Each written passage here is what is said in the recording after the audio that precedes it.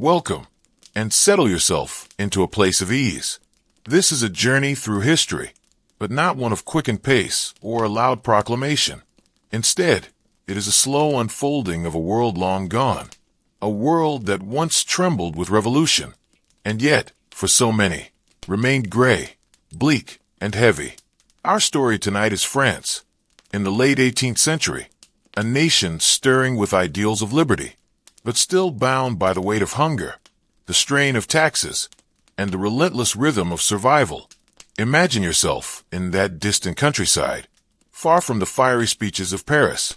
You are surrounded not by banners and declarations, but by the quiet struggle for bread, the creak of wooden carts, and the uneasy silence of a peasantry stretched beyond its limits. In this tale, we will move slowly. First, through the hardships of daily life among the common people.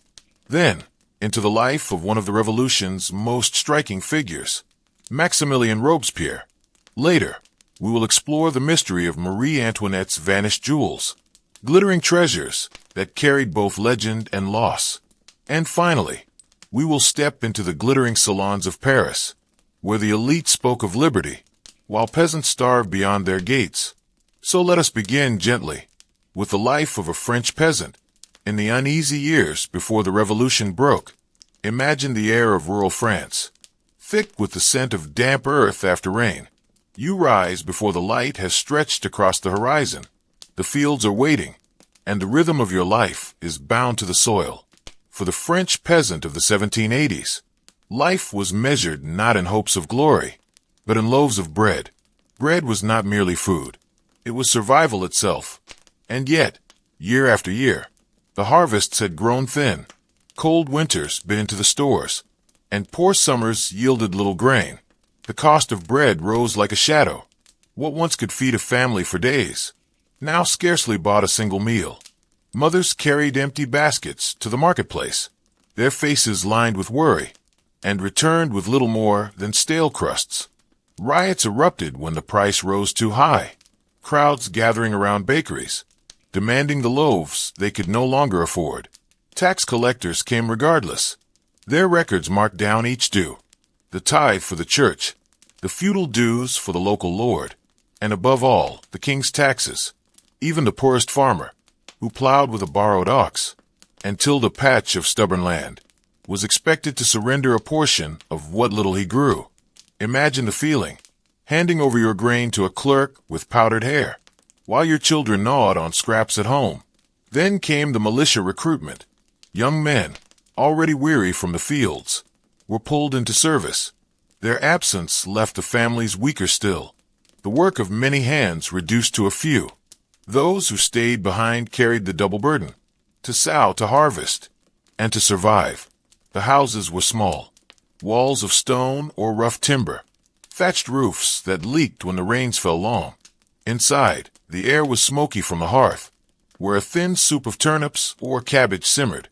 Beds were shared, straw pallets pressed flat with use. Winters brought frost on the walls, and families huddled together beneath threadbare blankets. And yet, there was resilience. On Sundays, the bells of the parish church called the people together.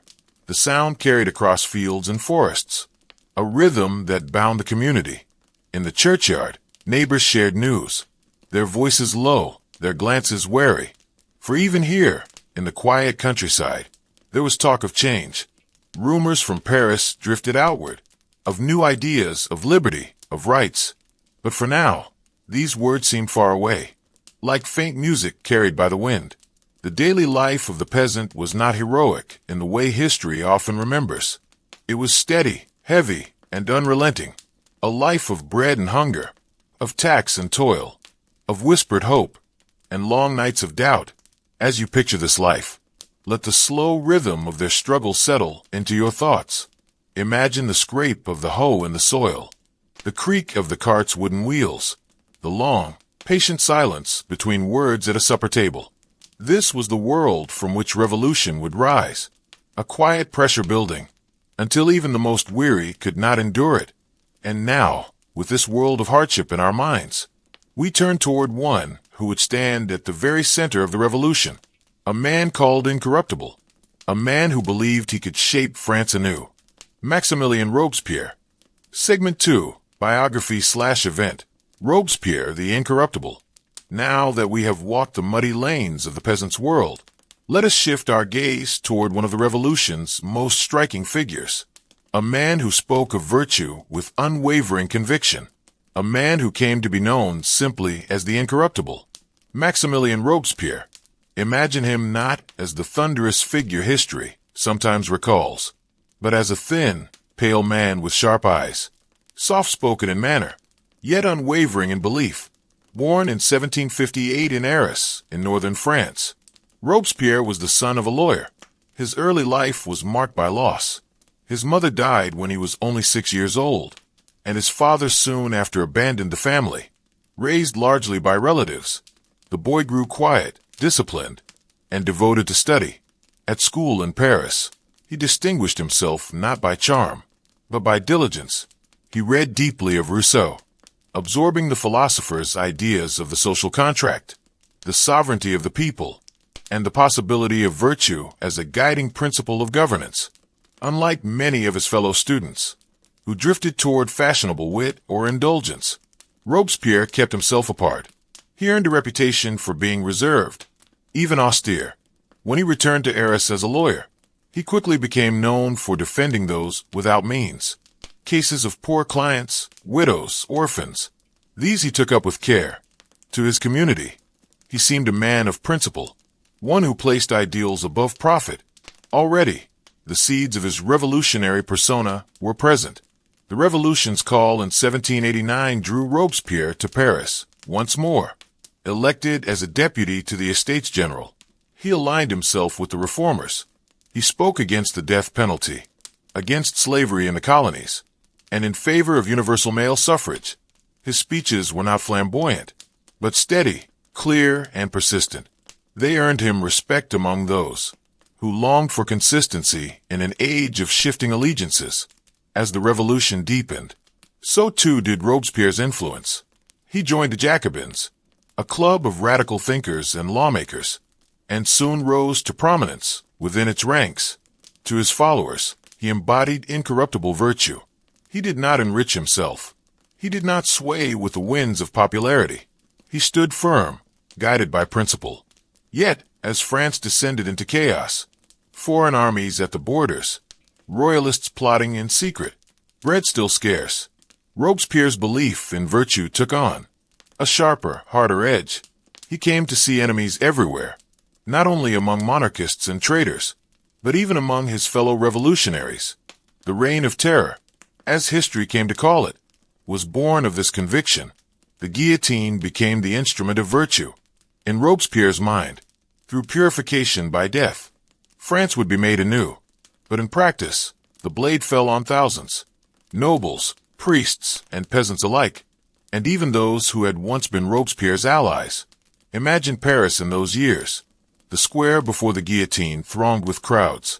Some came to jeer, others only to watch, for it had become part of the daily rhythm. Whispers of accusation spread through the streets, like the chill of a winter draft. No one felt entirely safe. Robespierre himself grew more isolated. He withdrew from many companions, his circle shrinking to a few loyal allies. At the Jacobin Club, his speeches grew darker, more rigid. He spoke of enemies of the people, of plots to undermine the revolution. To question him was to risk being named among the guilty. By the summer of 1794, the tide had turned. Other revolutionaries, once his supporters, now feared that they too would fall beneath suspicion. In July, the National Convention acted. Robespierre was arrested, along with his closest allies. He tried to speak, but his voice was drowned out by cries of betrayal. The next day, he met the same fate he had ordered for so many others. The blade of the guillotine fell swiftly, and in that moment, the revolution rid itself of the man once called incorruptible. His life remains a paradox. To some, Robespierre was a visionary, a man of rare integrity who sought a society of justice and equality. To others, he was a fanatic, whose pursuit of virtue became tyranny. Perhaps, in truth, he was both, a man who believed so deeply in an ideal that he could not see. The human cost of enforcing it. As we let his story settle, we leave behind the tumult of politics and execution. Our next path is quieter. Though touched by mystery, we will step into the glittering world of jewels, the precious stones of Marie Antoinette. Some vanished in the storm of revolution. Others resurfaced in later years. Their fate became a tale of loss, rumor, and rediscovery. From the shadow of Robespierre's downfall, let us drift into a world of sparkle and secrecy, a world of diamonds and pearls, where wealth glittered against the darkness of poverty. This is the story of Marie Antoinette's jewels, treasures that became both symbols of extravagance and whispers of mystery after the Revolution. Imagine a queen adorned for a ball at Versailles, candlelight reflected in the mirrors of the Hall of Mirrors, the rustle of silks filling the air. Around her neck, sapphires and diamonds. At her ears, pearls the size of small grapes. Her jewels were not only ornaments, they were statements of power, of status, and of a monarchy increasingly out of step with the struggles of its people. The queen's collection was vast. Necklaces set with rows of glittering stones, bracelets of emeralds, rings studded with rubies, delicate watches trimmed with gold. But perhaps the most famous was a diamond necklace so elaborate that it became the center of scandal. Though Marie Antoinette herself never owned it, the so-called affair of the diamond necklace poisoned her reputation, painting her as a woman consumed by greed. When the revolution erupted, these jewels became something more than adornment. They became targets. To the revolutionaries, they represented the hoarded wealth of an indifferent queen. While peasants rioted for bread, here were stones worth entire villages. So what became of them? Some were seized by the state. Inventories were made, and the crown jewels were declared property of the people. They were locked away in the garde meuble, the royal storehouse. But even this precaution was not enough. In September of 1792, thieves broke into the building. Over several nights, they carried away treasures worth millions. The theft was daring, yet strangely easy in the confusion of the time. Many of the stolen jewels vanished into private hands, sold and scattered across Europe. A few were eventually recovered, but the trail of others grew cold. Marie Antoinette herself, imprisoned in the conciergerie, would never see her jewels again. On the morning she was led to the guillotine, her clothing was plain, her hair cut short. The diamonds and pearls of Versailles were only memories then, their sparkle dulled by the shadow of death. And yet, the fascination remained. Whispers spread through Parisian salons and foreign courts alike. Where were the missing jewels? Did loyalists smuggle them out of France? Were they hidden in secret compartments, passed hand to hand in exile? Over the centuries, a few pieces resurfaced. In Vienna, a set of pearls claimed to be hers. In London, diamonds with uncertain provenance. At times, entire auctions were devoted to what was said to be the Queen's jewels, each piece carrying both allure and doubt. Even today, when a necklace or earring appears at sale, historians and gem experts debate its origins, tracing the faint lines of ownership, comparing designs and settings, wondering whether the stones once rested on the shoulders of a doomed queen. What is most enduring is not the jewels themselves, but what they represent. To some, they are symbols of extravagance and folly. To others, relics of a vanished world, where opulence and tragedy intertwined. Their fate is, in many ways, a reflection of the revolution itself, a glittering promise of wealth and power, broken apart, scattered, never again whole. As you let this image of scattered diamonds linger, consider the contrast. The peasants who starved for bread, the leaders who fell to the blade, and the queen whose jewels outlived her in whispers and shadows. From this quiet mystery, we now step into yet another contrast. Not the hunger of the countryside, nor the fear of the guillotine, but the salons of Paris, spaces of glittering conversation, lavish meals, and philosophical debate, worlds far removed from the bleak existence we began with. From the mystery of scattered jewels, we now step into a different kind of glitter, not the sparkle of diamonds, but the sheen of candlelight upon polished wood. the soft clink of glass, and the murmur of voices deep in debate. This is the world of the Parisian salon, where the elite gathered to dine, to argue, and to imagine the future. Imagine yourself in one of these rooms. The ceilings are high, the walls painted in pale colors, trimmed with gold. Chandeliers hang overhead, their crystals trembling with the warmth of candle flames. Velvet drapes soften the windows, and the air is thick with the scent of wax, powdered wigs, and spiced wine. Here, noble women played hostesses, welcoming philosophers, writers, scientists, and statesmen.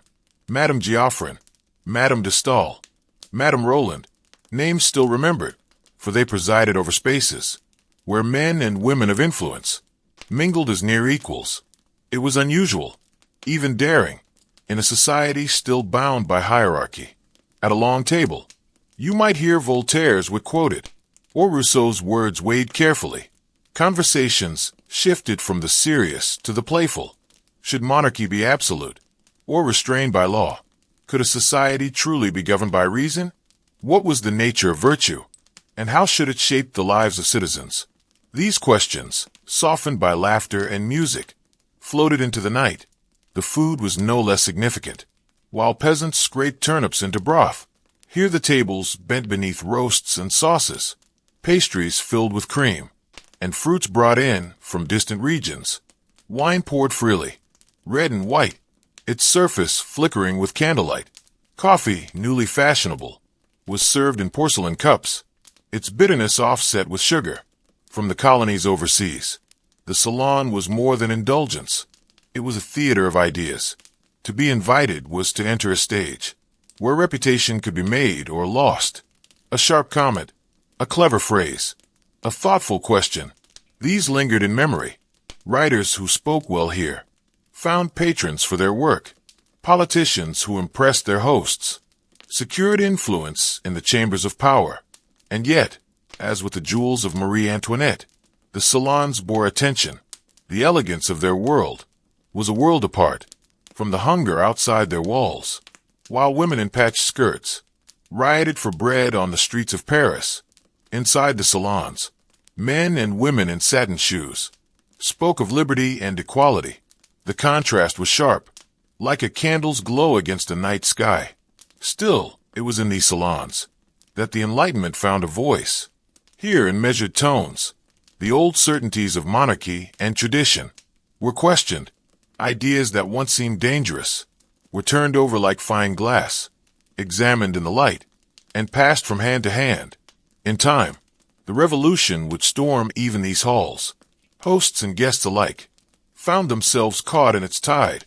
Some, like Madame Roland, paid with their lives. Others retreated into silence or fled abroad. The laughter of the salons faded, their chandeliers dimmed, and the world they embodied was swept away. And yet, their memory remains. Spaces where words were as powerful as weapons, where ideals shimmered as brightly as the wine in crystal glasses. A world of privilege, yes, but also a crucible for the very ideas that would transform France forever. So as we bring this journey to a close, let us hold together the images we have seen. The bleak existence of the peasant, measured in crusts of bread, the rise and fall of Robespierre, the incorruptible who became undone, the lost and scattered jewels of a queen, glimmering across centuries, and the salons of Paris, where the elite spoke of liberty, while others starved beyond their gates. And so, our long journey through revolutionary France comes to rest.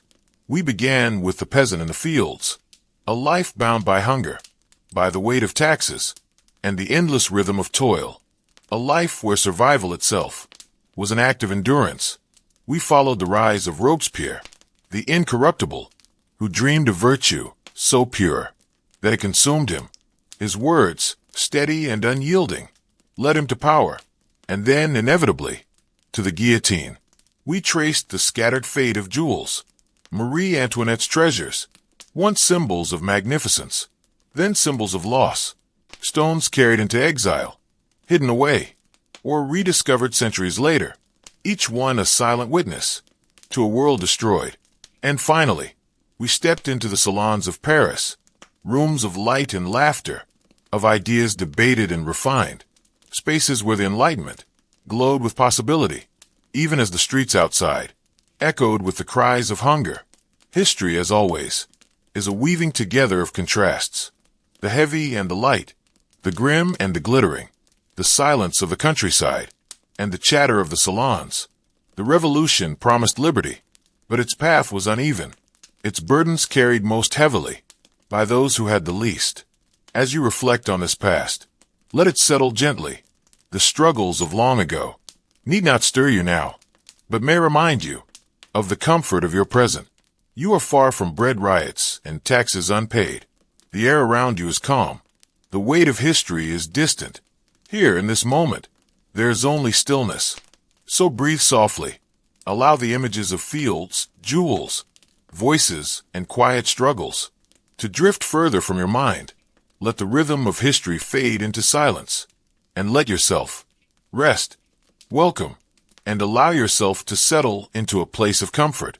Tonight, we will journey across oceans, though not in haste or excitement, but slowly, as if drifting with the tides. This is not the story of heroic discovery, told in loud voices and triumphant tones. Instead, it is a gentler telling of the quiet struggles and hidden miseries that accompanied the great voyages of the age of exploration. We often imagine shining ships with billowing sails, bold captains charting new horizons, and distant lands revealed for the first time to European eyes. But for the sailors who lived those voyages, the reality was far harsher. The salt meat, the stagnant water, the cramped wooden quarters filled with rats and sickness. For them, the sea was not romance. It was survival. Tonight's journey will take us across 4 currents of history. First, we will step aboard the ship of an ordinary sailor and drift with him through the daily struggles of life at sea. Then, we will follow the remarkable and tragic voyage of Ferdinand Magellan, the man whose circumnavigation cost so many lives, including his own. After that, we will peer into the mysteries of lost ships, the Mary Celeste, and other vessels whispered of as ghostly presences upon the sea. And finally, we will rise above the decks, into the courts of kings and queens, to glimpse the navigators, sponsors, and patrons who profited from these distant risks, without ever feeling the sting of salt spray upon their skin. So let the waves carry us now, gently, into the wooden belly of a ship that creaks as it sails toward unknown shores. Imagine the sound first, the endless groan of timber under strain, the slap of water against the hull, the rattle of rigging as the sails pull in the wind. This is the constant music of life at sea. For the sailor of the 16th century, it was not an adventure. It was a confinement. The quarters were tight. Below deck, the ceiling was so low that a man could not stand upright. Hammocks hung close together, swinging with the motion of the waves. In the damp, musty air, the smell of tar, smoke, and sweat lingered. And always there were rats. They ran freely among the barrels and ropes, nibbling at crumbs, gnawing at supplies, sometimes even biting sleeping men. The food was simple, and quickly became unbearable. Salted beef, hard biscuits known as ship's bread, and dried peas. The biscuits grew soft with weevils, the meat tough as leather. Fresh water, stored in wooden casks, soon turned brackish, its taste sour and unpleasant. Men drank it regardless, for there was no other choice. Weeks turned into months, and with them came sickness. Scurvy was the most dreaded. Without fresh fruit or vegetables, gums swelled and bled, teeth loosened, and bodies grew weak. A once strong sailor might collapse suddenly, unable to rise again. Disease spread in the close quarters, each cough echoing in the wooden dark. Storms brought another kind of misery. The deck tilted violently. Rain lashed at bare skin, and waves broke over the rails with thunderous force. Men clung to ropes, their hands blistered by salt and strain. Sleep was impossible, food unreachable. In the blackness of night, the sea seemed endless, an endless plain of roaring water. Discipline was harsh. Captains demanded obedience. A sailor who disobeyed might be whipped or chained. Mutiny lurked always in the background. The thought of it whispered, but rarely acted upon, for the punishments were brutal, and the risks immense. And yet, in the long calm days between storms, there was still a rhythm, the creak of wood, the flap of sail, the hum of a sailor's song. Men carved patterns into bits of wood, told stories of distant ports, or stared into the horizon, searching for a glimpse of land. It was monotony, broken only by hardship. Imagine yourself lying in a hammock, the ship rolling gently, the smell of salt and tar in the air. Above you, faint light filters through the hatch. Around you, men shift and murmur. Half asleep, the ocean is vast, and you are a small presence upon it, carried endlessly forward. This was shipboard life in the age of exploration, not gilded triumph, but the daily struggle to endure. And as we leave the shadows of the lower decks, we will rise toward the story of one voyage in particular, a voyage that began with ambition, but ended with death, the circumnavigation of Ferdinand Magellan. From the dim quarters of the common sailor, we now follow a voyage that stretched the limits of endurance, a voyage remembered as the first circumnavigation of the globe.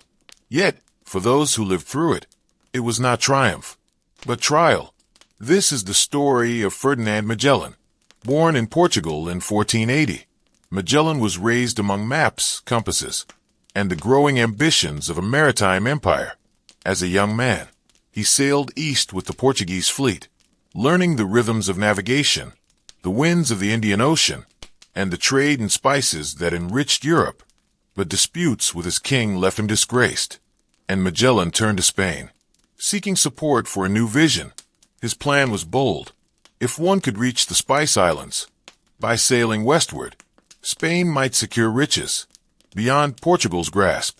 The Spanish crown agreed, and in 1519, Magellan set out, with 5 ships and more than 250 men. The fleet was impressive, but the journey ahead was unknown. Across the Atlantic they sailed, down the coast of South America, searching for a passage to the Western Sea. It was here that the first cracks appeared.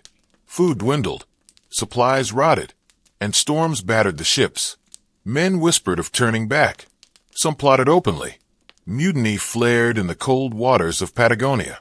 Captains, once allies, now became enemies. Magellan's response was swift and severe. One mutinous leader was executed, others abandoned. The message was clear: obedience or death. At last, the fleet entered a twisting channel, a maze of fjords and icy waters. Here, at the southern tip of the continent, they found the passage that would bear Magellan's name, the Strait of Magellan. Its winds were fierce, its currents unpredictable. One ship deserted, sailing back to Spain. The rest pressed on. When they emerged into the open ocean, the sailors were astonished. The waters stretched calm and vast, so unlike the storms they had endured. They called it the Mar Pacifico, the Pacific Ocean, but its calm surface hid a greater suffering. For nearly 3 months, the fleet sailed across the expanse. Without sight of land, food ran out. Rations of biscuit turned to dust. Men boiled leather, chewed on sawdust, and drank water green with slime. Scurvy ravaged the crew. Gums swelled, teeth fell, and men grew too weak to stand. Of the hundreds who began, scores wasted away. When land finally appeared, small islands in the Pacific, it was salvation. Yet the relief was brief. Magellan pressed onward, determined to fulfill his promise. In 1521, the fleet reached the Philippines. At first, the welcome seemed warm. Magellan allied with local rulers, seeking to spread Christianity and secure Spain's influence. But in one conflict, he miscalculated, leading a small force against a larger native army. He was struck down. Magellan never returned to Spain. Of the 5 ships that began, only one completed the journey. The Victoria, battered but still afloat, limped into port in 1522. A mere 18 men disembarked. Hollow-eyed and gaunt, they had circumnavigated the globe, but at a cost of more than 200 lives. The voyage revealed the vastness of the earth, proved the connection of oceans, and redrew maps forever. But for the sailors, it was remembered in hunger, mutiny, disease, and loss. Magellan himself did not live to see the triumph. His name endures, but his fate was the same as many he commanded, a life consumed by the sea. As we leave behind his story, we turn now from the known to the unknown, from voyages written into charts, to ships that simply vanished, vessels remembered in whispers, in ghost stories, and in mysteries that have never been solved. From the logbooks of Magellan's voyage, we step now into waters more uncertain, not the voyages that ended in triumph, or even in known disaster, but those that vanished quietly, leaving only questions. For as long as ships have sailed, the sea has claimed them, sometimes with no witness, no wreckage, and no clear explanation. One such story belongs to the Mary Celeste. In 1872, she was found adrift in the Atlantic, her sails partly set, her cargo untouched, and her hull sound. But the crew was gone. No bodies, no signs of violence, only silence. The last entry in the logbook recorded nothing unusual. It was as if the sailors had simply walked away. Speculation has never ceased. Some believed the crew abandoned ship in fear of an explosion from leaking alcohol barrels. Others whispered of piracy or of mutiny. Still others turned to the supernatural. A ghost ship, cursed waters, a vessel condemned to sail empty forever. In truth, the mystery remains unsolved. The Mary Celeste drifted into history, an emblem of the sea's enigmas. But she is not alone. The ocean's depths are filled with forgotten timbers, and names half remembered. In the 17th century, the Sea Venture wrecked on the reefs of Bermuda, its survivors inspiring the tale of the Tempest. In the 18th, the Octavius was said to have been found frozen in ice, her crew still seated at their posts, as if time itself had stopped. Fact and fable blur easily at sea. For sailors of the age of exploration, such tales were both warning and comfort. The sea was unpredictable. Storms could rise without notice. Winds could vanish, leaving ships adrift for weeks. Disease could strike in silence. And so, when a ship did not return, its absence was filled with stories. Ghost ships were said to sail the trade routes, lanterns glowing faintly in the mist. The most famous, the Flying Dutchman, was believed to be cursed, condemned to wander forever, its crew lost in eternal voyage. For generations, sailors swore they had seen her, a pale shape upon the horizon. Such visions brought unease, yet also a strange reassurance. If the sea could take so much, perhaps it also held on, keeping the memory of sailors. In these drifting legends, in the modern age, sonar and satellite imagery map the seafloor with precision, yet thousands of shipwrecks remain unfound. The sea guards its secrets. Wood dissolves, iron rusts, but the stories endure. To imagine the life of a sailor, then, is to imagine not only hardship, but the possibility of vanishing altogether, a departure with no return, a name etched in a ledger, a prayer whispered on shore, and then nothing. And so, the sailors who survived carried with them more than scars. They carried a reverence for the sea, an understanding of its power to grant passage and to erase. From these mysteries, we turn our gaze back to land, not to the humble sailors, but to those who stood in courts and palaces, tracing lines on maps, funding voyages, and reaping the wealth of distant shores, the navigators and patrons, whose lives could not have been further. From the sailors who endured the waves, from the creaking decks of ghostly ships, we step ashore, into rooms lit by candlelight, and adorned with polished wood and maps. Here, the sea was not a place of hunger and storm, but a subject for calculation and profit. It was in these chambers, royal courts, noble houses, and the studies of learned men, that voyages were imagined, funded, and rewarded. Consider the role of navigators. Unlike the common sailor, the navigator was educated, trained to read the heavens, to mark latitude with instruments, and to sketch coastlines upon parchment. Their tools were simple by modern measure: an astrolabe, a quadrant, a compass. Yet with these, they guided ships across oceans, transforming endless water into a network of routes and destinations. Patrons looked on maps with a different eye. For them, the lines and charts meant trade monopolies, territories claimed, and riches secured. In Spain, the Casa de Contratación in Seville regulated commerce with a new world. In Portugal, Lisbon grew fat on spice and sugar. In England and the Netherlands, companies were chartered, their ships backed not by kings alone, but by investors.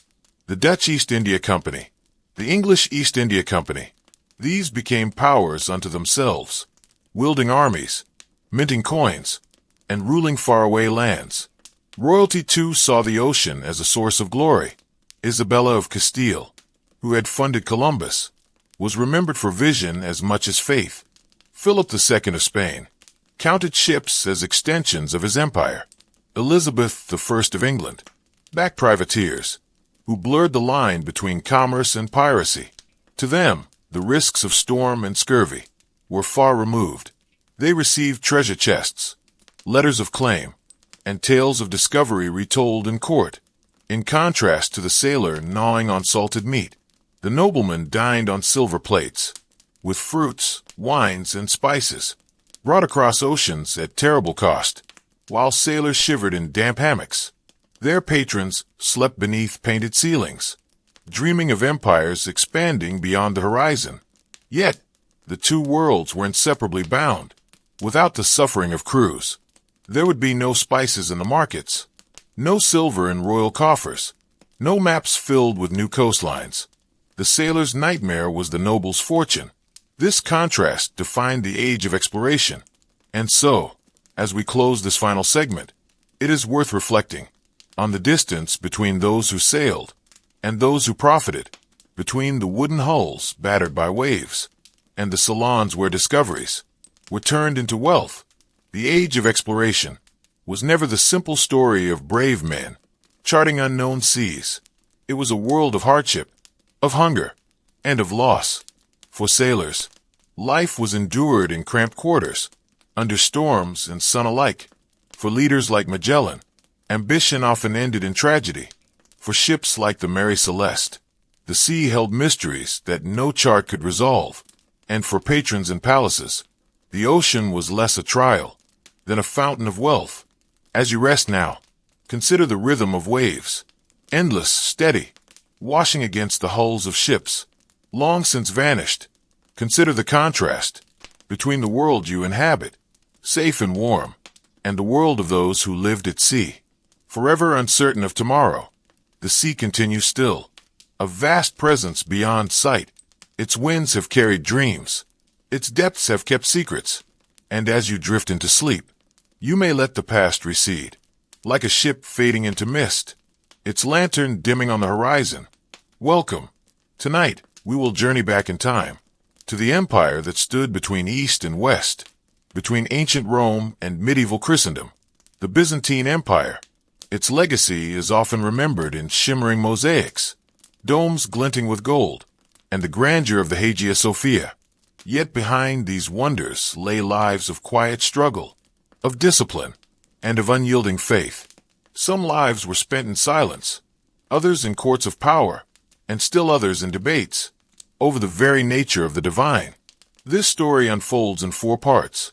First, the austere rhythm of monastic life. Second, the towering reign of Justinian and Theodora. Third, the mysteries of iconoclasm, when images of the holy were feared as much as revered. And finally, the contrast of the Byzantine court, with its jeweled robes, and rituals as intricate as its mosaics. Let us begin in stillness, within stone walls, behind monastery gates, where men withdrew from the world to seek eternity. Imagine a quiet hillside, perhaps in Cappadocia, or on Mount Athos. The sun rises slowly, its first light glancing off stone walls and tiled roofs. A monastery stands here, its towers and chapels forming a world apart, a fortress of prayer. Inside, the rhythm of life is not governed by markets or armies, but by bells and chants. The Byzantine monk rose in darkness, often before dawn, roused by the tolling of a wooden sumatran. A resonant beam struck with mallets, calling the brethren to prayer. Their days began with vigils, Candles flickered in the chapel, casting shadows across painted icons. Monks stood in silence, voices lifting together in chant. The psalms repeated endlessly, their words weaving a pattern to steady the mind and tame the flesh. Discipline was strict. Food was simple, bread coarse and dark, beans boiled without seasoning, a few olives or figs. Meat was forbidden, wine was watered, drunk sparingly, and on days of fasting, the table was bare save for a crust and a swallow of water. Silence, too, was demanded. Conversations were rare, kept to whispers, often replaced by gestures. The spoken word was reserved for prayer, for confession, for the reading of scripture. A monk's world was one of restraint, where each desire was curbed, each indulgence denied. The body was disciplined, sometimes even punished. Some wore coarse garments, woven of hair, itching the skin. Others stood for hours in prayer, until their knees ached. The purpose was not cruelty, but purification, to weaken the flesh, so that the spirit might grow strong. The hours were marked by cycles of labor, tilling the soil, tending vineyards, copying manuscripts by candlelight.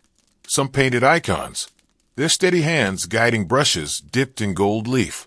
Others baked bread, wove cloth, or cared for the sick at the monastery gate. Each task was considered an offering, a prayer made with the hands. The nights were restless. Sleep was broken by vigils. As monks rose to chant again, candles burned low, smoke curling against the stone vaults. Outside, the wind rustled through cypress trees. Inside, the rhythm continued. Fasting, silence, prayer, labor.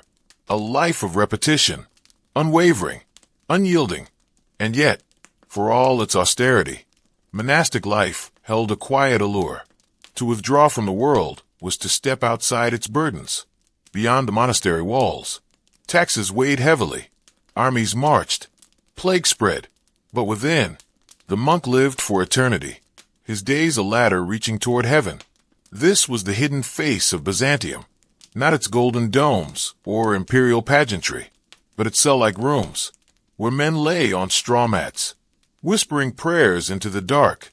And as we leave behind these cloisters, we turn to another face of the empire, not silence and fasting, but power and ambition, to the court of Justinian and Theodora, whose reign would bring both grandeur and calamity.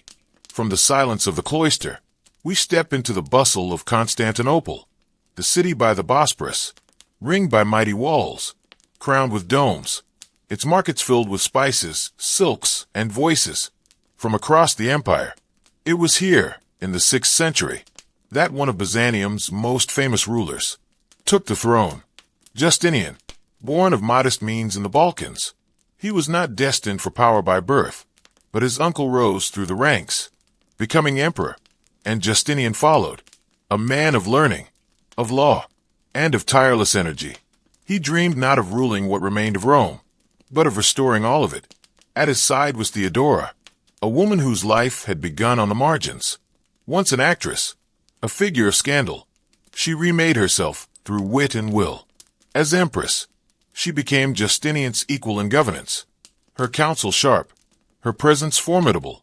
Together, they became a pair unlike any in Byzantine memory. Their reign was marked by ambition. Justinian sought to reclaim lost provinces. Generals like Belisarius carried his banners into North Africa and Italy. For a time, Rome itself fell once more under the Eastern Emperor's hand. The Mediterranean seemed destined to be a Roman lake again. But conquest was costly, and victories drained the treasury as quickly as they filled the chronicles. At home, Justinian turned to law. The Corpus Juris Civilis, the body of civil law, was compiled under his order. Old statutes were gathered, contradictions resolved, and a code was born that would shape European law for centuries to come. Yet his reign was not of triumph alone. It was shadowed by crisis. In 532, Constantinople erupted. The Nika riots began at the Hippodrome, where the city's factions, the blues and the greens, turned from cheering chariots to demanding the emperor's fall. The streets filled with fire, palaces and churches burned. For days, the city seemed lost. Justinian wavered, But Theodora, resolute, urged him to stay. It is better to die in purple. She is said to have declared, with her resolve, the emperor ordered his generals to act. The rebellion was crushed, tens of thousands cut down in the very arena, where cheers had once rung out. The city lay scarred. Yet from the ashes, Justinian sought renewal. He ordered the building of a new church, grander than any before, the Hagia Sophia. Its vast dome seemed to float upon light. Its walls glittered with mosaics. When it was finished, Justinian is said to have stood within and declared, Solomon, I have outdone thee. It remains, even now, a monument to his vision. But even stone could not protect the empire from a foe unseen. In the 540s, plague came to Constantinople. Ships brought it in their holds. Fleas carried it in their bites. The city, once thronged with life, fell silent. So many died that carts creaked beneath their burden. Justinian himself was stricken, and though he survived, his empire was weakened.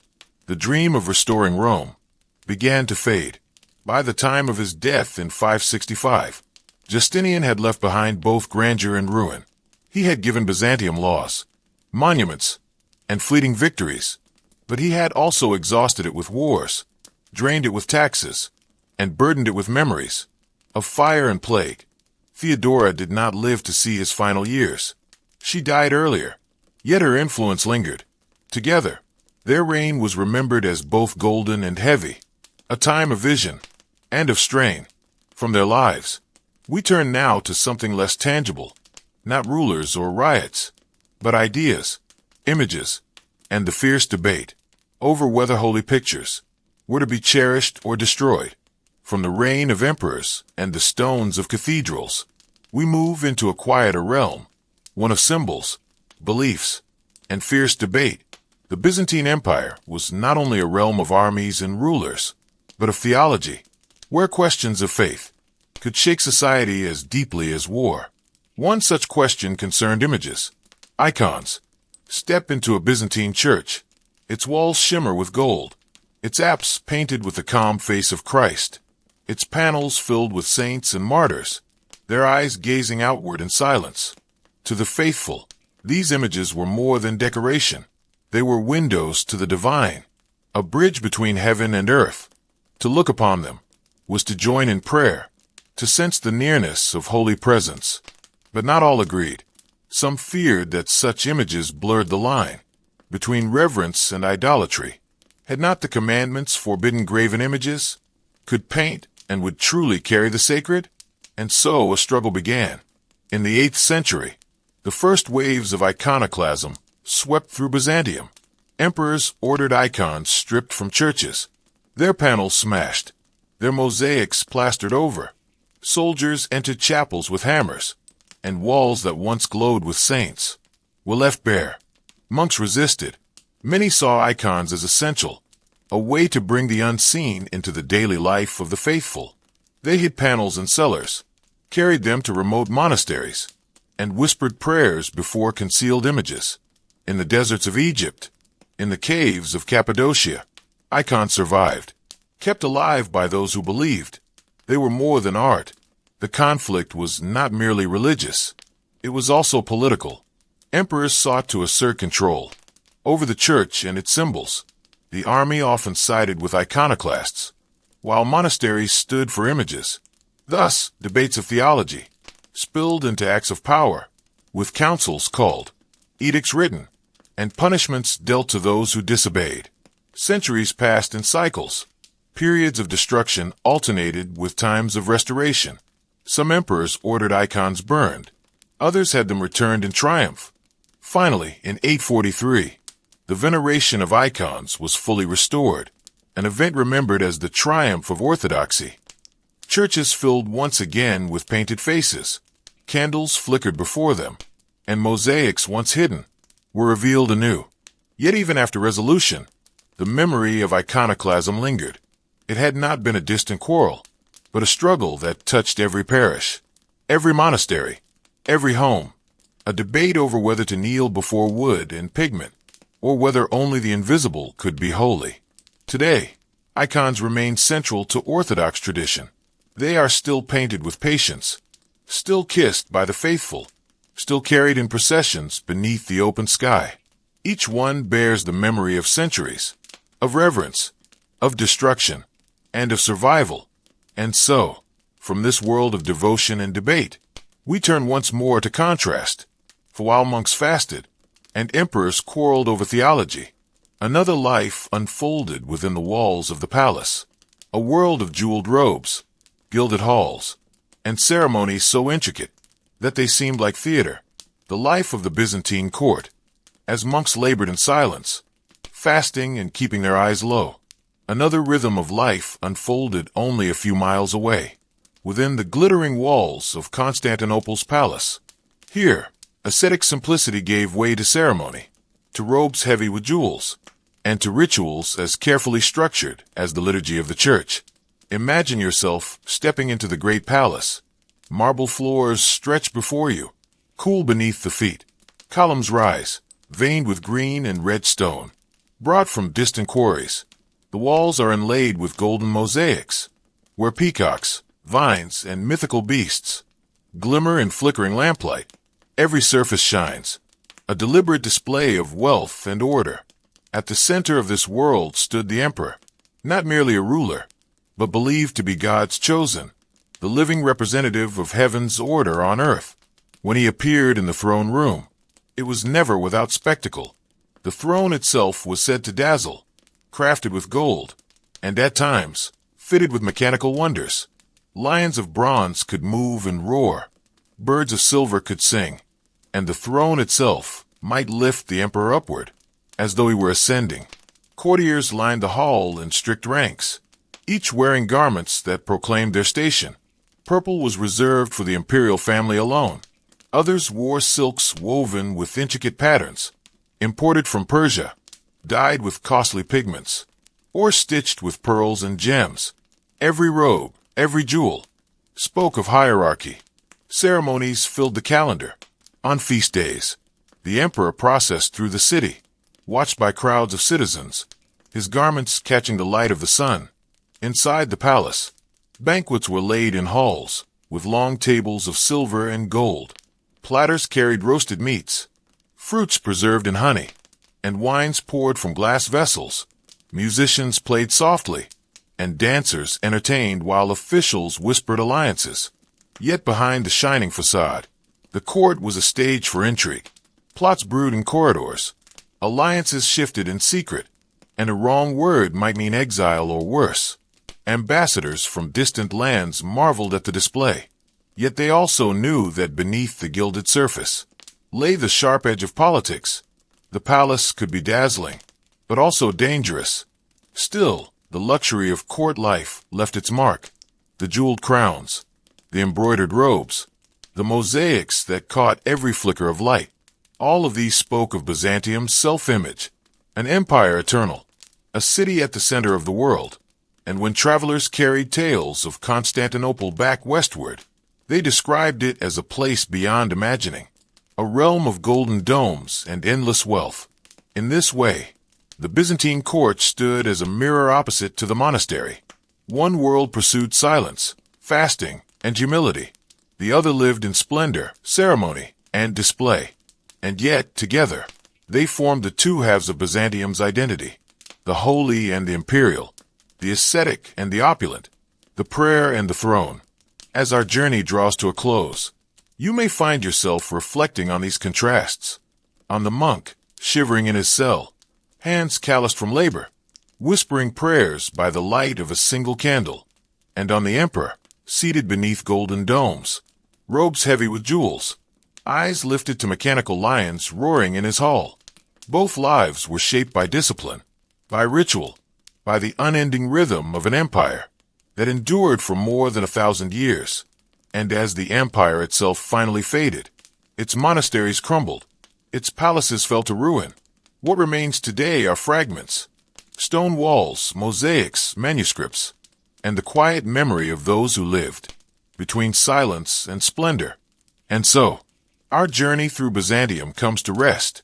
We began in the shadows of the monastery, where silence was a companion, and fasting a daily rhythm, where the flicker of a candle and the echo of whispered prayers, shaped a life that was austere, yet deeply devoted. We walked through the reign of Justinian and Theodora, a pair whose names still echo in history. We saw their triumphs and their trials, the riots that shook the capital, the plague that swept through its streets, and the grandeur of Hagia Sophia, rising like a mountain of stone and light. We wandered into the world of iconoclasm, a storm of belief and uncertainty. We traced the images broken and hidden, the debates over what could be seen, and what must remain beyond sight. In the stillness of those struggles, we glimpsed the weight of faith itself. And finally, we stepped into the golden halls of the court. We watched jeweled robes shimmer in the lamplight, mechanical lions stir in the throne room, and banquets unfold beneath domes of marble and gold. There, opulence replaced austerity. But both worlds, the monastery and the palace, belong to Byzantium's long story. History, as ever, is a tapestry of contrasts. Silence and psalm, poverty and wealth, prayer and politics. The empire endured for centuries, its heart beating between the cloister and the throne. And though its power has long since faded, its memory lingers, quiet and unhurried, like the slow toll of a bell at dusk. As you let these images fade from your mind, you may allow yourself to rest. The empire is gone now. Its monks no longer keep vigil. Its emperors no longer process through their halls. The world of Byzantium is distant, unreachable, and safe to set aside. Here, in your present moment, there is only calm, only breath moving gently, only the comfort of stillness. Let the past recede, like the tide pulling away from the shore. Let silence settle around you, soft and undisturbed, and let yourself drift, slowly, peacefully, into sleep. Welcome. Tonight, we travel back across the wide grasslands of Central Asia, to a world where history was carried on horseback. The Mongol Empire is often remembered for its astonishing conquests, a force that stretched from China to Europe, reshaping kingdoms and leaving its mark on the course of centuries. But behind the image of swift riders sweeping across continents, there was another story, a story of relentless endurance, of cold nights beneath open skies, of bodies pushed to the very edge of survival. The empire was built in the saddle, and so tonight, we will begin with the life of the ordinary horseman, the daily hardships and unyielding routines that sustained the largest land empire in history. We will then turn to the rise of a single figure, Temujin, who became Genghis Khan, charting his path from exile and betrayal to ruler of the known world. From there, we will enter a realm of mystery, exploring the unanswered question of his final resting place. The lost tomb of Genghis Khan remains hidden, surrounded by legends and silence. And finally, we will move into the courts of power, where Mongol leaders sat beneath silk-draped tents, welcoming foreign envoys, accepting tribute, and feasting in a world far removed from the hardships of the steppe. So let us begin with the horseman, whose endurance carried the empire further than any had before. Imagine yourself on the open steppe. The horizon stretches endlessly in every direction, a flat expanse of grass and sky, broken only by the slow movement of clouds. The air is sharp, sometimes filled with the dry heat of summer, and at other times cut by winter winds that chill the bones. This is the world of the Mongol horseman. His life is lived on the back of a horse, day after day, mile after mile. The saddle is both his resting place and his burden. The rhythm of hooves becomes the rhythm of existence. He rises at dawn, sometimes after only a few hours of sleep, his body stiff from the night. Blankets of felt or fur offer little protection from the cold that seeps into his skin. In winter, the steppe can freeze beneath a vast sky, with temperatures plunging far below what a body can easily endure. Yet still, the horseman must rise. The herd needs tending. The army needs moving.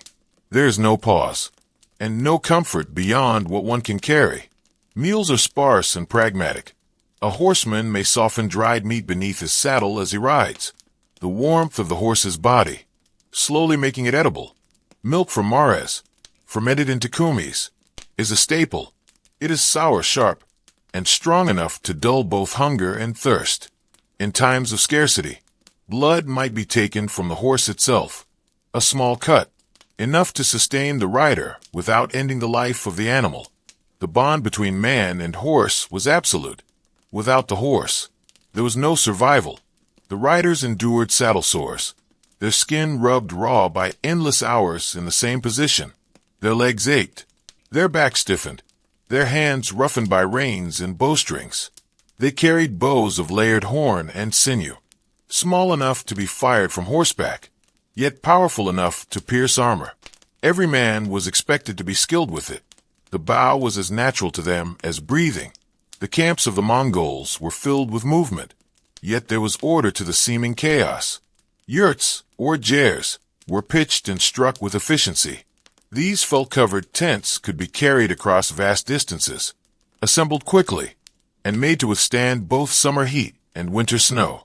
They offered warmth, but little privacy. Life was communal, and solitude was rare. The horsemen were bound together by discipline. Under the Asa, the Mongol code of law, punishments for disobedience were swift, but there was also a sense of equality. Spoils of war were divided in shares. Leaders ate the same food as common men. Every warrior was part of a system that demanded much, but also bound them with loyalty and expectation. Storms were constant threats. Lightning across the open steppe could strike without warning. Rain turned ground into mire, slowing armies and chilling men to the bone. But perhaps worse than storms was silence. Long stretches of travel, day after day, where nothing broke the monotony but the sound of horses breathing. Still, the horseman endured, because endurance was what defined him. Not comfort, not luxury, but the ability to ride further, to survive longer, to push past the limits of the body. And so, as you picture the vastness of the steppe, you might hear the steady beat of hooves, an endless rhythm, the sound of empire, built one weary mile at a time. To understand the Mongol Empire, one must begin with a boy named Temujin. His story does not open with greatness, but with loss. He was born into the harsh life of the steppe, where clans lived in fragile alliances and where power shifted with the seasons. His father was a minor chieftain, respected enough to command loyalty, but vulnerable in a world where betrayal was often closer than friendship. When Temujin was still young, his father was poisoned by rivals, leaving his family without protection. Suddenly, the boy who would become Genghis Khan was cast into exile, abandoned by allies who no longer saw advantage in loyalty. His family struggled to survive on the margins, gathering roots, fishing in frozen rivers, and enduring hunger that shaped his early years with the memory of scarcity. From this unsteady beginning came ambition. Temujin learned quickly that strength alone would not secure survival. What mattered was loyalty, carefully won and tightly held. He began to gather companions, men who trusted him not only for his skill in battle, but for his fairness in reward. Unlike many steppe leaders, who favored family ties above all else, Temujin elevated men based on ability and loyalty. This practice slowly bound his followers into something more stable than kinship, a vision of unity that extended beyond bloodlines. Yet his rise was anything but smooth. Betrayal returned often, like a shadow that never left his side. Once, captured by enemies, he was bound with a wooden collar and kept as a prisoner. Escape seemed unlikely, but chance, and the help of a sympathetic guard, set him free. Each narrow survival strengthened his resolve, teaching him that trust was rare and that control had to be firm. Over time, he began to transform from a hunted youth into a leader who inspired both fear and loyalty. His campaigns grew steadily larger. He brought clans together not just through violence, but through a promise of stability. He reorganized his followers into groups of tens, hundreds, and thousands, cutting across family divisions and creating an army bound by discipline rather than blood. Spoils of war were distributed in shares, with fairness that built loyalty, even among those who had once opposed him. Slowly, a fractured steppe began to bend to his command, but ambition stretched further still. Temujin did not see the steppe as his boundary, but as his beginning. By 1206, he had consolidated power to such a degree that he was proclaimed Genghis Khan, the universal ruler. From that moment, he turned outward. His armies swept into neighboring kingdoms, defeating larger forces with speed, precision, and relentless endurance.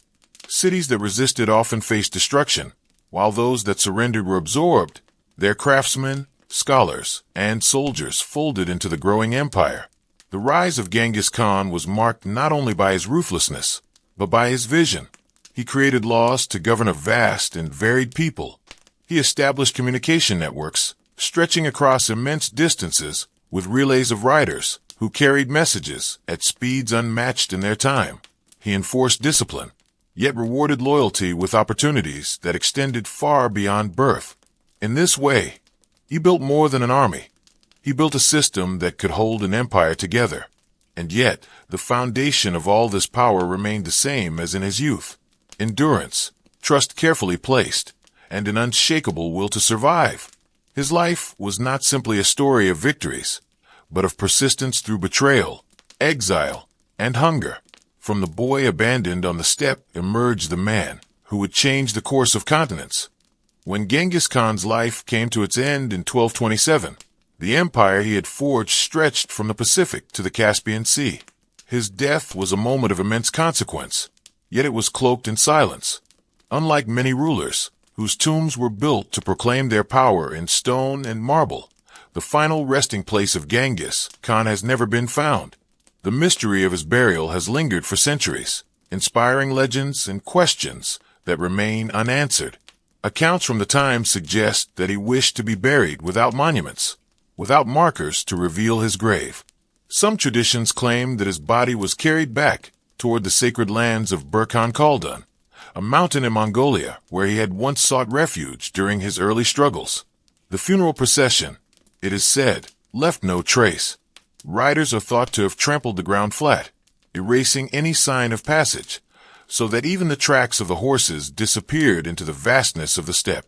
Later stories added further layers of secrecy. One tale describes how those who attended the burial were executed afterward, ensuring that no one could reveal the location. Another legend suggests that a river was diverted to cover the tomb, hiding it beneath flowing waters. Still others speak of forests planted over the site, nature itself enlisted to guard the secret. Whether these accounts hold truth or not, they point to a deep reverence for the Khan and a deliberate effort to keep his resting place hidden from the eyes of the world. Over the centuries, explorers and historians have searched for the tomb. Archaeologists have scanned landscapes, studied ancient maps, and followed rumors that pass from generation to generation. Yet the steppe is vast, and the mountains many.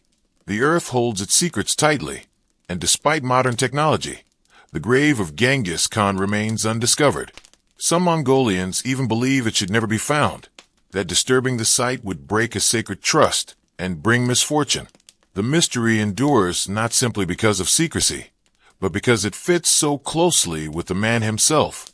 Genghis Khan shaped the destiny of millions, yet left behind no palace, no statue, no monumental tomb.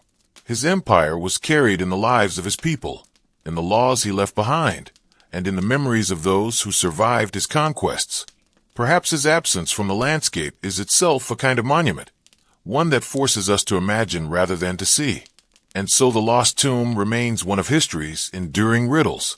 Was he buried beneath a mountain, beneath a river, or simply beneath the endless sky of the steppe? No answer has yet been found, and perhaps none ever will. Instead, the silence that surrounds his resting place invites us to reflect, not on the stones of a grave, but on the impermanence of all empires. What was once the largest dominion on earth has dissolved into the passage of time, and the man who ruled it rests somewhere unknown, his presence hidden, yet never forgotten. While the horsemen of the steppe endured cold nights and endless rides, the ruling elite of the Mongol Empire lived in a very different world. To enter the courts of the Golden Horde was to step into a realm of splendor and ceremony, where the vast wealth of the empire was displayed in silken tents, jeweled garments, and feasts that seemed to stretch without end.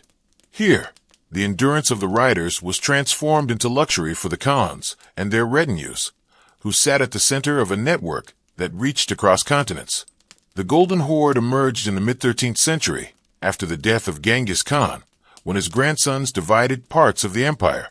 This western domain stretched over the steppes of Russia and into Eastern Europe, commanding tribute from princes, cities, and merchants alike. The Khan's encampments were not fixed cities of stone, but mobile courts that could move with the seasons. Yet these were no ordinary camps. The tents themselves were wonders, enormous structures of felt and silk, supported by intricate wooden frames, decorated with patterns that glowed in the lamplight. To step inside was to find walls lined with rich textiles, floors softened with carpets, and furnishings that revealed the reach of Mongol influence. Chinese artisans, Persian weavers, and Russian craftsmen all contributed to the treasures that filled the court. Feasting was a central ritual. Long tables were set with bowls of meat, with kumis flowing freely, and with delicacies brought from distant lands. Ambassadors from far-off kingdoms often described their astonishment at the abundance they witnessed. There were fruits carried from Persia, fine wines from the Black Sea, and spices that traveled along the Silk Roads. To dine at the Khan's table was to taste the wealth of half the known world, concentrated in a single place. Yet the court was more than a place of pleasure. It was also the center of politics and diplomacy. Princes from Russian territories came to bow and offer tribute, acknowledging the Khan's supremacy in exchange for the right to rule their own lands. Envoys from Europe and Asia alike traveled to the horde, bearing gifts and petitions. Within these tents, alliances were formed, and decisions made that would shape the fate of nations.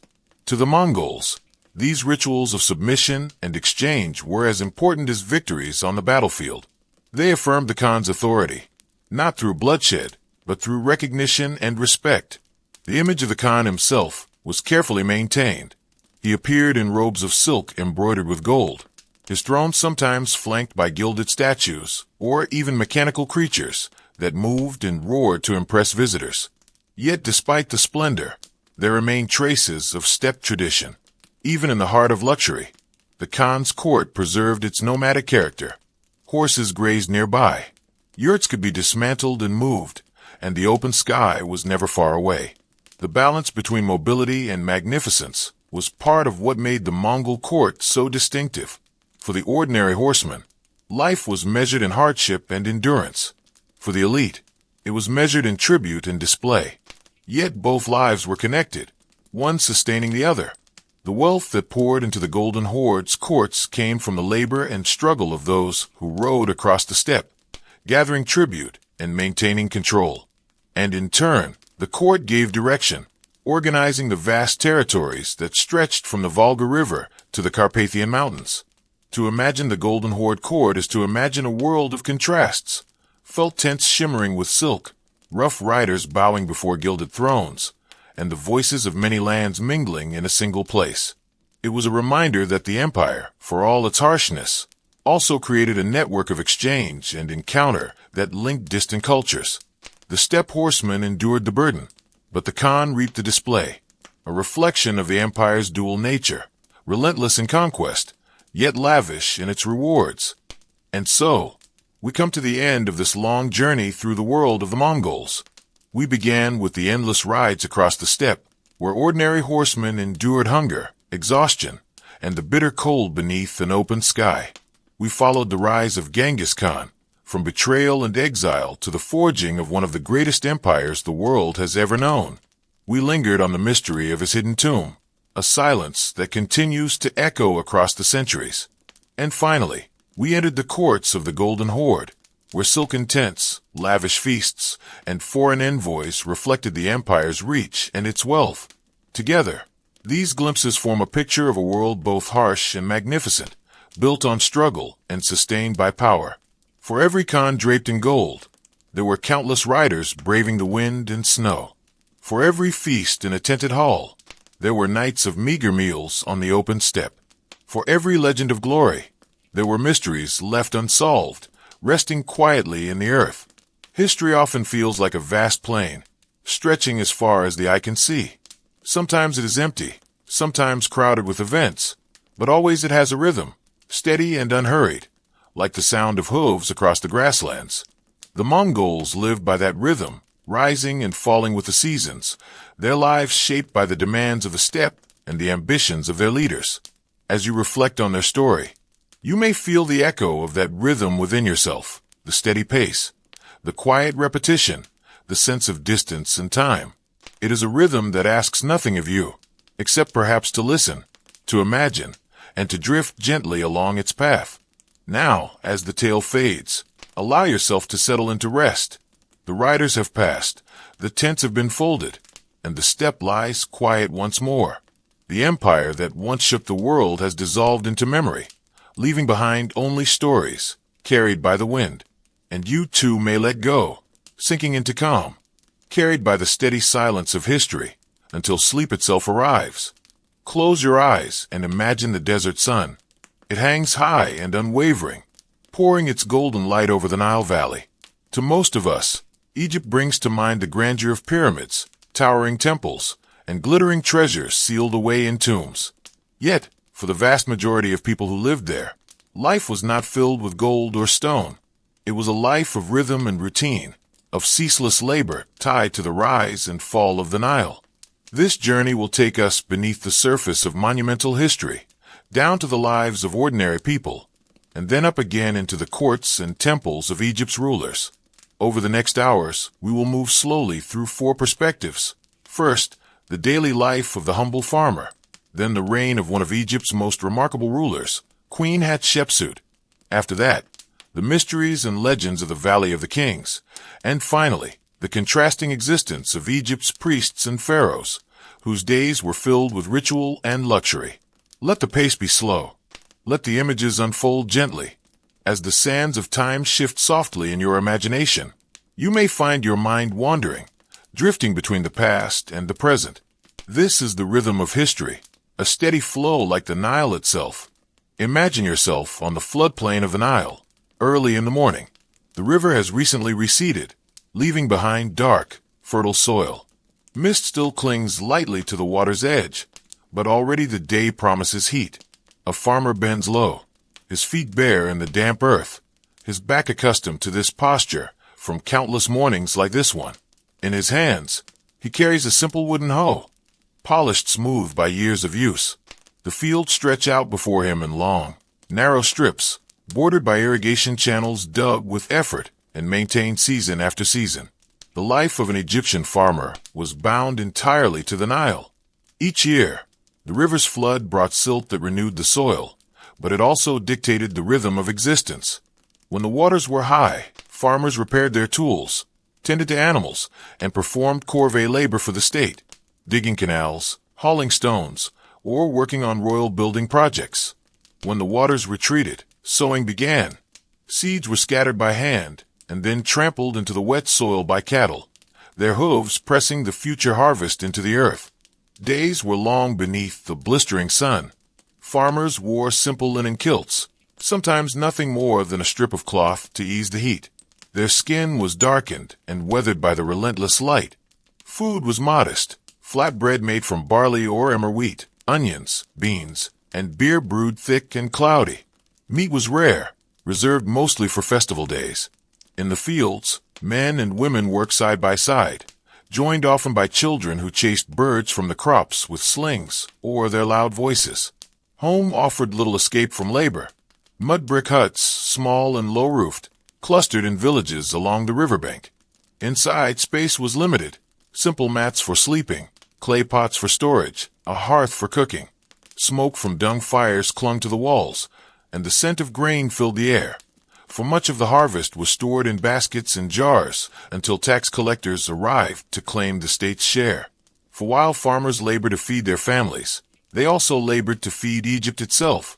A portion of every harvest was demanded as tax, recorded by scribes who carried tallies on papyrus and counted carefully each sack of grain. Failure to meet the quota could mean punishment, or being forced into additional labor for the state. In years when the Nile's flood was poor and the harvest failed, the burden weighed even heavier. Hunger, though rarely recorded in grand inscriptions, was a silent companion to many lives. Yet life was not without its rhythms of celebration.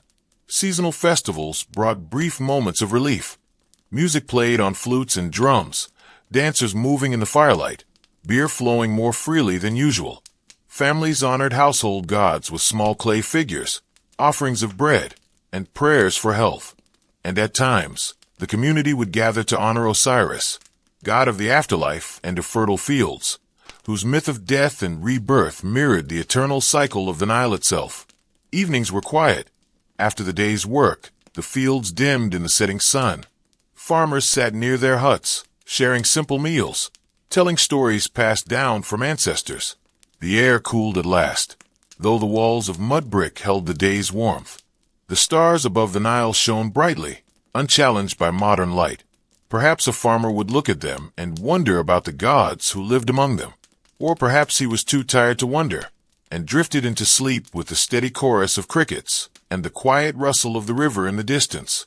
This was the reality of ancient Egyptian life, not the eternal glory of stone monuments, but the fleeting rhythm of sweat, soil, and survival. Beneath the grandeur of the pyramids were countless hands that built them, countless backs bent in fields, countless lives lived in quiet endurance. Their names are not remembered, yet their labor sustained one of history's greatest civilizations. Now let us leave the mud huts of the farmer behind and rise slowly into the halls of power. The second segment of our journey brings us to one of the most remarkable figures of ancient Egypt, Hatshepsut, a woman who wore the crown of the pharaoh in an age when kingship was assumed to belong only to men. Imagine the royal court at Thebes. The year is around 1479 BCE. The palace is not merely a residence, but a center of government, a place where emissaries come with gifts, where officials consult records written on papyrus, where scribes kneel with reed pens poised above their palettes of black and red ink. In this world of strict tradition and protocol, Hatshepsut rose to unprecedented heights. She was the daughter of Thutmose I and had married her half-brother, Thutmose II, as was customary among royal families who sought to preserve divine bloodlines. When her husband died young, the throne passed to his infant son, Thutmose III. Yet an infant could not rule a kingdom. Hatshepsut was appointed regent, charged with governing in his stead until he came of age. At first, she played this expected role, but gradually, she transformed it.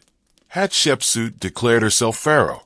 She took on the full regalia of kingship, the headdress, the false beard, the titles long reserved for men. Reliefs show her in the traditional stance of a male ruler, striding with one leg forward, commanding presence. Yet inscriptions also remind us that she was a woman, one who justified her position not only by politics, but by divine sanction.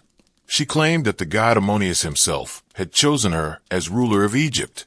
Her reign, which lasted for over 2 decades, was marked not by endless wars, but by prosperity, trade, and monumental building. She sent an expedition to the land of Punt, a distant realm on the Horn of Africa, known for its incense, ebony, and exotic animals. Reliefs carved at her mortuary temple at Deir el-Bahri depict long ships laden with goods, giraffes and leopards, myrrh trees and baskets. It was a vision of abundance brought back across the sea to enrich Egypt. At home, she commissioned grand works of architecture. Temples were restored, statues raised, and above all, her own mortuary temple at Deir el-Bahri was constructed, a masterpiece of terrace design that still astonishes visitors today. Its colonnades rise in harmonious rhythm against the cliffs of western Thebes, creating a space of solemn beauty, intended both to honor the gods and to enshrine her memory. Imagine standing there in the cool shadow of the stone, looking out over the valley, where the green fields of the Nile end abruptly at the desert's edge. It was here that Hatshepsut sought to blend eternity with landscape. But even for a ruler as powerful as Hatshepsut, history was not without tension. The young Thutmose III eventually grew to adulthood. For years, he remained her shadow, officially pharaoh yet without real power. When Hatshepsut died, perhaps around 1458 BCE, he finally assumed full kingship, and it was then that a strange process began. Her name and image were chiseled out of monuments, her statues removed, her memory seemingly erased. Why this erasure occurred remains debated. Some believe it was an act of resentment from Thutmose III, eager to assert his authority after decades of being overshadowed. Others think it was less personal, more a matter of tradition, that a woman's kingship was so unusual that later generations preferred to smooth over the anomaly, presenting a seamless line of male rulers. Whatever the reason, The effect was powerful. For centuries, Hatshepsut's reign was forgotten, her achievements hidden beneath broken statues and defaced inscriptions. It was only in the 19th and 20th centuries, as archaeologists studied Deir el-Bahari and pieced together fragments of reliefs, that her story was rediscovered. Today, she stands once more as one of the most extraordinary rulers of the ancient world, a woman who ruled as pharaoh, who built monuments of enduring grace, and who expanded Egypt's wealth through trade rather than conquest. Think of her reign as a moment of contrast, a flowering of prosperity rooted in stability, in the careful management of resources, in the vision of a ruler who claimed the divine right to lead. Around her, farmers still labored, scribes still recorded taxes, temples still received offerings.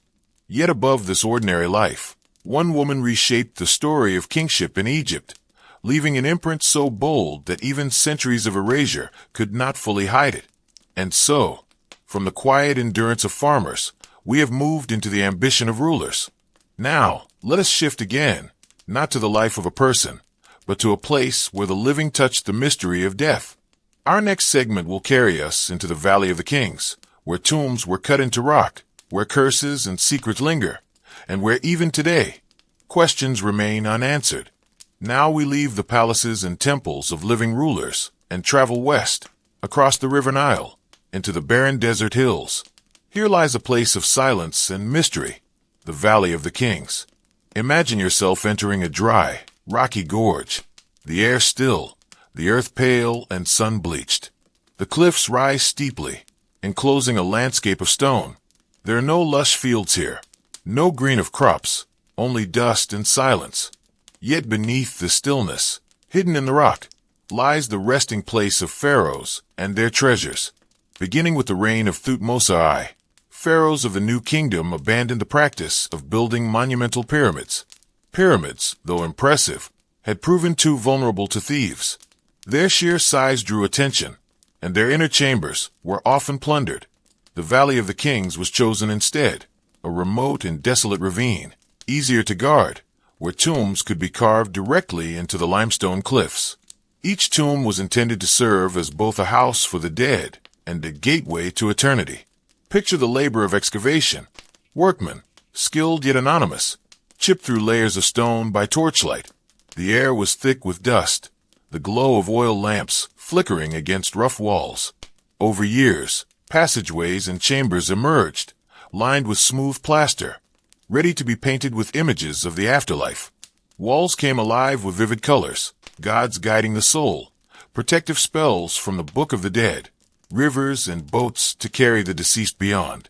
The pharaoh was shown not as a lifeless figure, but as one continuing a journey through other worlds. Treasures, too, were placed within: jewelry, amulets, furniture, food, even chariots. All the possessions a ruler might need for eternity were carefully arranged in the dark.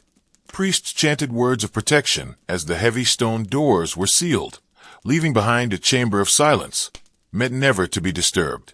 And yet disturbance came. Even in antiquity, many tombs were robbed. Gold and jewels tempted thieves, and many resting places were emptied long before modern archaeologists arrived. Still, the aura of mystery remained. Tombs were whispered to be cursed, protected by spells or by the wrath of gods. Inscriptions warned intruders. Death will come on swift wings to him who disturbs the peace of the king. Such words were meant as deterrents, though perhaps also as reflections of the fear that surrounded disturbing the sacred. One of the most famous discoveries in this valley was that of Tutankhamun's tomb, found in 1922 by Howard Carter. Though Tutankhamun was a relatively minor king, his tomb was extraordinary because it remained almost intact. When Carter first peered through a small hole into the sealed chamber and held up a candle, he saw what he described as wonderful things. Gold gleamed in the dim light, statues stood in silence, and the great golden mask of the boy king was revealed to the world. But along with wonder came stories of curses. Several members of the excavation team died within years, and newspapers carried tales of the mummy's curse. While many deaths had natural explanations, the idea that ancient powers still lingered in the tomb captured the public imagination. The Valley of the Kings was no longer only an archaeological site. It became a realm of mystery, of secrets half hidden, of questions never fully answered. Even today, the valley continues to reveal surprises. Some tombs remain unfinished, suggesting kings who died before their monuments were complete. Others have secret chambers that are still being investigated with modern technology. Radar scans hint at undiscovered rooms behind walls, stirring speculation about hidden burials, perhaps even the lost tomb of Queen Nefertiti. Whether these chambers exist remains uncertain, but the mystery endures. Imagine walking through the valley at dusk. The tourists have gone, the sun is sinking, and the shadows stretch long across the stone. The air cools, and the silence grows deep. Beneath your feet lie corridors leading into darkness, where pharaohs once rested surrounded by wealth, where walls still glow with color after 3,000 years. There's a stillness here that feels timeless, as if the valley itself keeps watch over the secrets of the dead. The Valley of the Kings reminds us of Egypt's fascination with eternity. It was not enough to live well. One had to prepare for the endless journey beyond. Each tomb was both a fortress and a prayer, both a home and a passage. The mystery is not just in what has been found, but in what remains hidden, the chambers undiscovered, the names erased, the voices lost. And so, from the daily struggle of the farmer, to the reign of Hatshepsut, to the silent tombs of kings, we begin to see the contrasts of Egypt. But to complete our journey, we must look to the other side of life, to those who lived not in hardship or hidden tombs, but in wealth and ritual. Our final segment will carry us into the incense-filled temples and golden halls of priests and pharaohs, where the grandeur of Egypt was displayed in full. Now we turn from the silence of the tombs to the living world of power and wealth. While farmers labored in the fields and workmen carved tombs into stone, another class of Egyptians moved through halls of incense, gold, and ceremony. These were the priests and pharaohs, the elite whose lives were bound not by hunger or toil, but by ritual and authority. Imagine stepping into a great temple complex. The air is cool and dim beneath high stone columns, the walls covered with carvings that shimmer faintly in torchlight. Incense burns in heavy clouds, filling the air with the scent of frankincense and myrrh. The floors are smooth stone, echoing with each footstep. At the heart of this space lies the sanctuary, hidden from ordinary eyes, where the statue of a god is kept in silence, wrapped in ritual and secrecy. The role of the priest was not casual but essential. Priests were seen as intermediaries between humans and the gods, guardians of ritual, keepers of cosmic order. Each day, they carried out ceremonies, washing the statue of the god, clothing it in fine linen, offering food and drink. Hymns were sung in steady rhythm, drums beat softly, and incense rose upward as though carrying prayers into the heavens. The gods were believed to dwell in these statues, and so the daily service was a matter of life and death, for the balance of Egypt depended on divine favor. Pharaoh himself was not only a king but a divine figure. He was the son of the gods, the guarantor of Ma'at, the principle of truth, balance, and cosmic order. His image was everywhere, carved into temple walls, raised in statues, painted in vivid colors. He appeared in reliefs offering gifts to gods, smiting enemies, or seated in eternal stillness. His role was both political and sacred, and every act of governance was framed as an act of divine will. The wealth of the pharaoh and the temples was vast. Temples owned lands, granaries, herds of cattle, and fleets of boats. Offerings poured in grain, oil, gold, wine, much of which sustained the priesthood itself. For the ordinary farmer, this wealth was almost unimaginable. Taxes taken from harvests, labor extracted through corvée service, and goods collected from across the Nile Valley all flowed upward, concentrating in the temples and palaces. Consider the clothing of the elite. Pharaohs and priests wore linen of the finest weave, almost transparent in its delicacy. Unlike the rough fabric of common folk, jewelry gleamed on wrists and necks, gold, turquoise, carnelian, and lapis lazuli. Crowns marked their status. The double crown of Upper and Lower Egypt for the pharaoh, elaborate headdresses for high priests. Every piece was not merely decoration but a statement of power, a reminder of divine association. The feasts of the elite stood in sharp contrast to the simple meals of farmers. While peasants ate barley bread, onions, and beer, the tables of the wealthy were laden with roasted meats, fruits, honey cakes, and wine imported from distant lands. Music accompanied the feasts, harps, flutes, and lutes filling the air, dancers moving in rhythm beneath flickering lamplight. Yet even here, ritual was never far. Many banquets were held in connection with religious festivals, blending pleasure with devotion. Within the royal palace, life was equally layered with luxury and ceremony.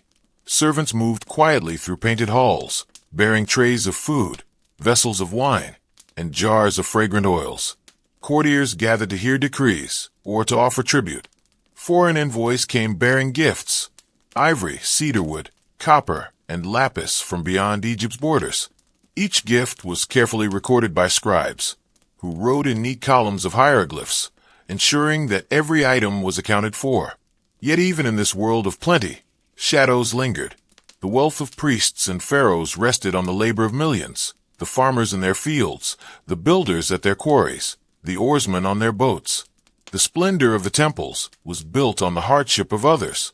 Still, within the walls of Karnak or Luxor, or in the golden halls of a pharaoh's palace, that reality might have felt distant, softened by ritual, music, and the heavy scent of incense. If you close your eyes, you can almost hear the steady chanting of priests, the clinking of gold ornaments as dancers moved, the murmur of voices in echoing stone halls. This was a world apart, a realm where the divine and the human seemed to meet, where life was marked not by struggle, but by ceremony.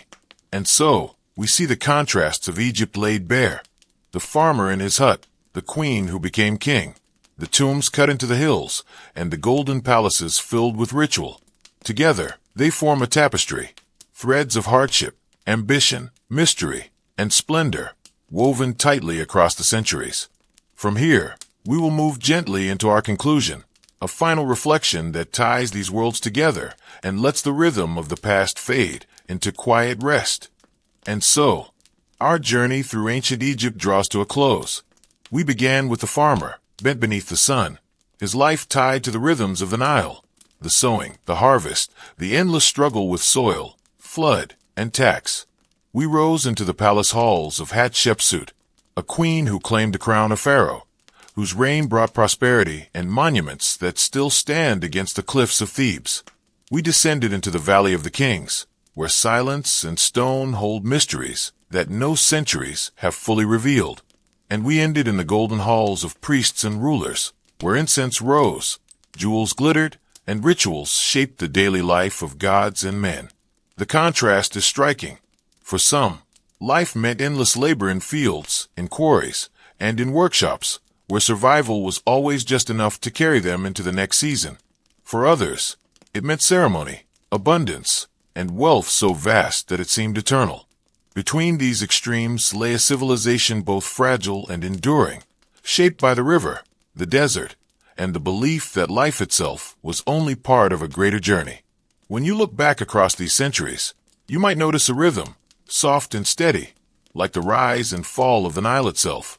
Each life, whether humble or exalted, flowed into the next, a stream of effort, ritual, and memory.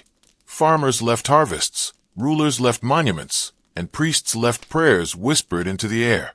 The valley, the river, the temples, they all remain as echoes, gentle reminders of lives long past. Now, as this story settles into silence, you might let yourself drift with that same rhythm. Imagine the slow current of the Nile at dusk, the air cooling, the fields quiet after a day of work. The temples grow still, the torches burn low, and the desert winds move softly across the sand. All is calm, all is hushed as Egypt folds itself into night. Let the weight of centuries rest lightly upon you, not as a burden but as a lullaby, a reminder that countless lives have come and gone, each leaving only whispers for us to hear. You may now set those whispers aside, sinking into stillness, as history itself fades into quiet sleep. Imagine yourself stepping into the streets of Victorian London. The air is thick with soot, the sky a gray haze from countless chimneys, and beneath it all lies a city divided. On one side, rows of grand townhouses, polished carriages, and theaters glowing with gaslight. On the other, narrow lanes crowded with tenements, where families huddle together in single rooms, and the streets are damp with filth and shadow. This was an age of extraordinary progress. Steam engines pulled trains across the countryside. Factories produced goods on a scale never seen before, and the British Empire stretched across oceans, feeding both pride and prosperity. Yet, beneath this glittering surface lay another reality, the slums, where survival itself was a daily struggle. Tonight, we will drift through this world in 4 parts. We begin in the slums of London, where daily life unfolded in smoke and scarcity. Then, we will follow the story of Charles Dickens, whose childhood hardships shaped the novels that continue to color our imagination of this era. From there, we will enter the fog of Whitechapel, where the mystery of Jack the Ripper lingers even now. And finally, we will cross into the drawing rooms of the aristocracy, where silk gowns, elaborate dinners, and country estates stood in stark contrast to the grime just a few miles away. Settle in as we move slowly through the Victorian age, an era of contrasts, contradictions, and enduring fascination. Picture yourself walking down a cramped London street in the 1840s. The houses rise high on either side, but they are not grand. They lean and sag, patched with boards, their bricks darkened by smoke. At the ground level, refuse collects in the gutters, and a sour mixture of coal smoke, human waste, and damp wood fills the air. You pass a doorway, and inside you glimpse a single room crowded with a family of 6. The parents sleep in a corner, while children curl on the floor, sharing a thin blanket. Privacy is almost unknown here. Life is lived shoulder to shoulder, every breath overlapping with another. The sound of coughing is constant, echoing through hallways and narrow alleys, a reminder of tuberculosis, bronchitis, and other diseases that thrive in such close quarters. Outside, the street itself is alive with noise. The cries of vendors selling eels, cheap pies, and scraps of bread mingle with the rattle of carts and the clatter of hooves. Children dart between the crowds, some carrying baskets of matches, some selling newspapers, and others simply wandering, their faces smudged with soot. Many of them are barefoot, their small bodies already drawn into the labor that industry demands. Work for these children is relentless. Some spend long hours in factories, tending machines that roar and hiss with steam. Others crawl through chimneys, their thin frames making them suitable for work no adult could do. The pay is meager, barely enough to buy stale bread, but families depend on it. Childhood, as we imagine it now, scarcely exists. Instead, it is swallowed by necessity. The adults fare a little better. For men, the factories and docks offer harsh labor, measured in long shifts beneath a ceiling of smoke. Wages are uncertain, and injuries are common. For women, the options are narrower still: laundry work, sewing in dimly lit rooms, or service in wealthier households. Many turn to piecework at home, stitching or assembling goods by candlelight late into the night. And some, with no other recourse, turn to the streets, their bodies becoming the only commodity left. The health of the slums is fragile. Water is drawn from pumps that often stand close to cesspools, and disease spreads swiftly. Cholera, carried invisibly through contaminated water, appears without warning, leaving families devastated in a matter of days. Typhus, too, stalks these narrow streets, feeding on weakened bodies. The doctors who do come are often powerless, their remedies primitive, their understanding incomplete. Yet life persists. Neighbors look out for one another in small ways, sharing scraps of food, helping to care for children, lending coins when they can. The rhythm of daily life is not only toil and sorrow, but also resilience. Songs are sung in alehouses, small celebrations spark when wages come in, and despite the hardship, laughter still echoes faintly above the rumble of the city. And always, overhead, the chimneys belch their smoke, a constant reminder that the engines of progress are fueled not only by coal and iron, but by the bodies and spirits of those who live here, in the shadows of prosperity. As we move away from the narrow lanes of the slums themselves, it is fitting to pause and consider the figure who perhaps captured their essence better than anyone else: Charles Dickens. His novels, so full of vivid characters and crowded cityscapes, still shape how we imagine Victorian London. Yet his understanding of poverty was not born of distant observation. It was carved into his own childhood. Imagine a young boy, only 12 years old, walking alone through the streets of London in the year 1824. His father, once a naval clerk with modest means, has been sent to debtor's prison. His family, unable to pay their way, is broken apart. The boy, Charles, must leave school, abandon his lessons, and instead report to a blacking factory on the banks of the Thames. Day after day, he works in dim light, pasting labels onto pots of boot polish. His hands are small and nimble, his back bent for hours at a time. The smell of blacking paste and chemicals hangs in the air, and the boy feels humiliation. He who once dreamed of learning and writing is now one among countless children, swallowed by the machinery of survival. The memory never leaves him. Though Dickens later rises to fame and wealth, the sting of that early fall into hardship lingers in his writing. When he creates the hungry Oliver Twist, the doomed little Nell, or the ragged waifs who wander through his pages, he is not merely inventing them. He is remembering shadows of his own youth. As Dickens matures, he works first as a clerk, then as a journalist, reporting on the bustling life of the city. His powers of observation sharpen. He notices the slang of market traders, the posture of dock workers, the faces of children pressed against shop windows. These fragments accumulate, waiting to be reshaped into story. When his novels begin to appear, first the Pickwick Papers, then Oliver Twist, Nicholas Nickleby, and so many others, they strike a chord with the public. Readers see themselves, their neighbors, their city, mirrored in his words.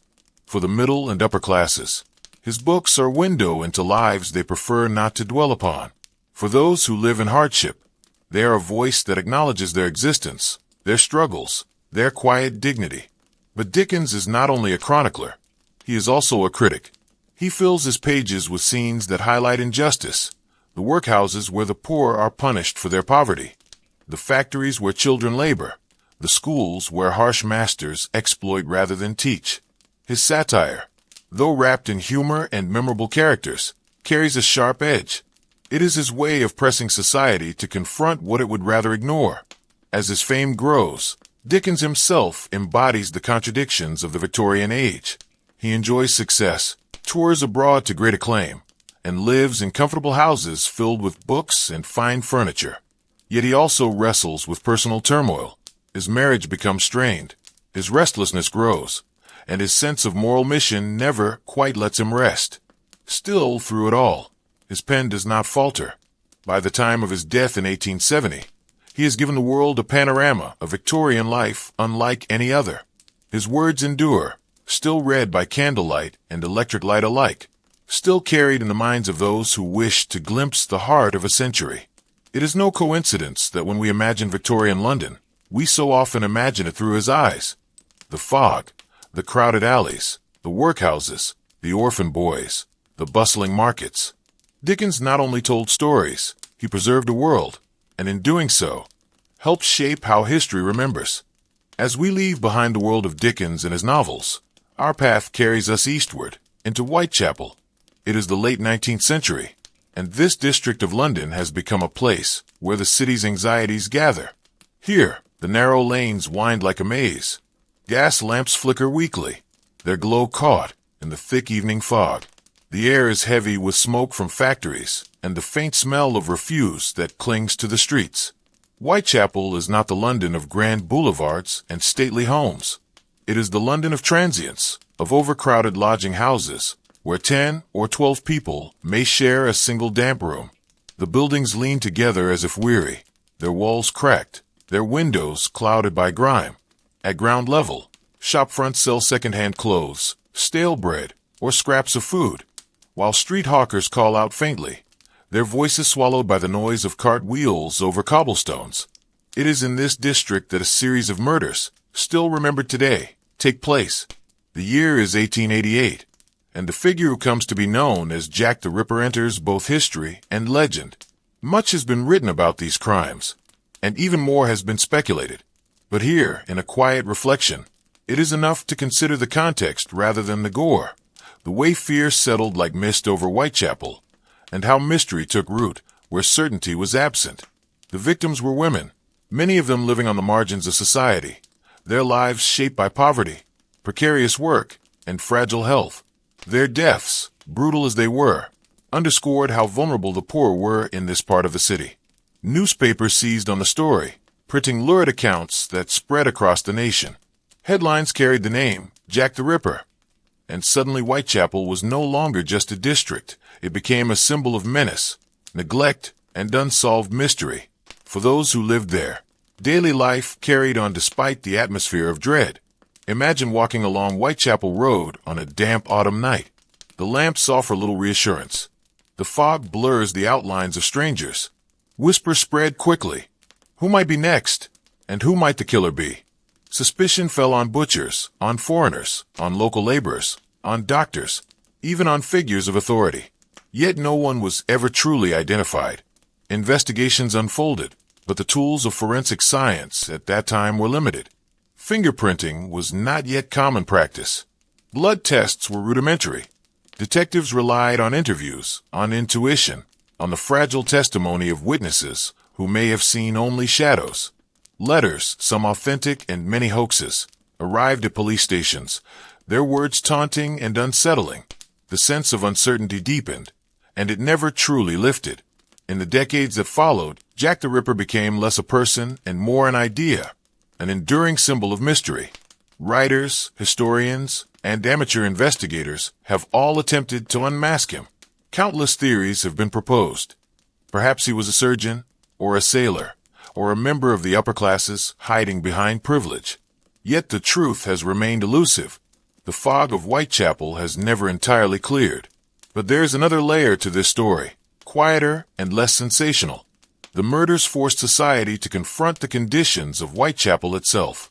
Journalists and reformers drew attention to the slums, to the overcrowding, to the absence of sanitation and safety. Charities began to advocate more strongly for reform, and some improvements slowly followed. In this way, even tragedy served as a lens through which the harsh realities of poverty became harder to ignore. Today, Whitechapel is transformed. The alleys where the fear once lingered have changed with time, yet the fascination with the mystery endures. The case has become part of cultural memory, not only for its darkness, but for the way it illuminates Victorian London at its rawest, where the glittering image of progress met the shadows of neglect. As Whitechapel's alleys fade into the background, imagine the scene shifting toward a different part of London, or beyond, into the green countryside. The air here feels lighter, less burdened by smoke and soot. Streets are broader, lined with neat stone facades. Behind tall iron gates and ivy-covered walls, the homes of the aristocracy rise, with quiet assurance. The Victorian elite lived lives that seem almost unrecognizable compared to the slum dwellers only a few miles away. In townhouses of Mayfair or Belgravia, parlors were lit by chandeliers, their crystals catching the glow of candlelight. Carpets were thick and soft underfoot, imported from distant lands, their patterns woven with skill that spoke of global trade. Furniture was polished to a deep shine, mirrors reflected the faces of finely dressed guests, and the air carried the faint fragrance of perfumes blended in Paris. One of the most celebrated features of elite life was the ball. Imagine stepping into a grand ballroom as the evening begins. Strings play softly at first, warming the atmosphere, before swelling into the rhythms of waltzes and quadrilles. Ladies in silk gowns move gracefully across the floor, their skirts rustling like whispers. Gentlemen, gloved and tailored, bow with measured precision. Servants circulate quietly, carrying trays of champagne or delicate desserts, petit fours, candied fruits, and small pastries that melt on the tongue. The night extends for hours, a ritual of music, conversation, and display. Beyond the city, the countryside estates offered another layer of luxury. These were vast properties, where landscape gardens stretched toward the horizon, dotted with fountains and ornamental lakes. Inside the manor houses, dining rooms displayed long tables covered in silverware and fine china, ready for multi-course meals. Hunting parties gathered in the mornings, the chill air filled with the sound of horses' hooves and the baying of hounds. Afternoons might be spent in drawing rooms, with tea poured into porcelain cups. accompanied by biscuits and quiet laughter. The wealth that sustained this world often came from the far reaches of the British Empire. Spices, tea, cotton, and sugar arrived in endless supply. Paintings and curiosities from India, Africa, and the Pacific were displayed in drawing rooms as tokens of power and reach. While factory children labored in soot-filled rooms, aristocrats enjoyed goods shaped by both industry and empire, rarely pausing to consider the human cost behind them. Education and leisure also marked aristocratic life. Sons might attend prestigious schools like Eton or Harrow, followed by university at Oxford or Cambridge. Daughters were educated in music, languages, and social graces, preparing them for marriage within the circle of privilege. Time seemed abundant, filled with reading, correspondence, and travel to resorts by the sea or spas on the continent. Religion, too, carried a different weight. While slum dwellers often found solace in modest chapels, the elite worshipped in ornate churches, their pews polished, their voices rising under high stone arches. Weddings and christenings were not only spiritual milestones, but also social occasions, marked with carriages, feasts, and carefully chosen attire. And yet, behind the elegance, there was often unease. The very contrast between luxury and poverty created tension in Victorian society. Reformers and writers questioned whether such divisions could endure. Even within the aristocracy, there were worries about the cost of maintaining estates, about the rising influence of industrial wealth, about the slow erosion of old traditions. Still, for much of the century, their way of life carried on, insulated from the harsher realities that defined the majority's existence. As the night closes on our journey, the image of the Victorian aristocrat, draped in silk, surrounded by candlelight, lingers as a striking counterpoint to the soot-filled alleys of London's East End. These were parallel worlds, existing side by side, each shaping the era in its own way. As our journey through Victorian life comes to an end, imagine the sounds of the city softening. The clatter of factory machines fades, the footsteps in narrow alleys grow still, and even the distant echoes of music from grand ballrooms fall quiet. London, in all its layers, seems to rest at last beneath the soft veil of night. We began in the slums, where life was crowded, dim, and filled with constant struggle. Families pressed together in single rooms, children sent to factories, and disease spread swiftly through unclean water and stagnant air. This was the foundation of industrial progress, carried on the weary shoulders of the poor. From there, we turn to the story of Charles Dickens.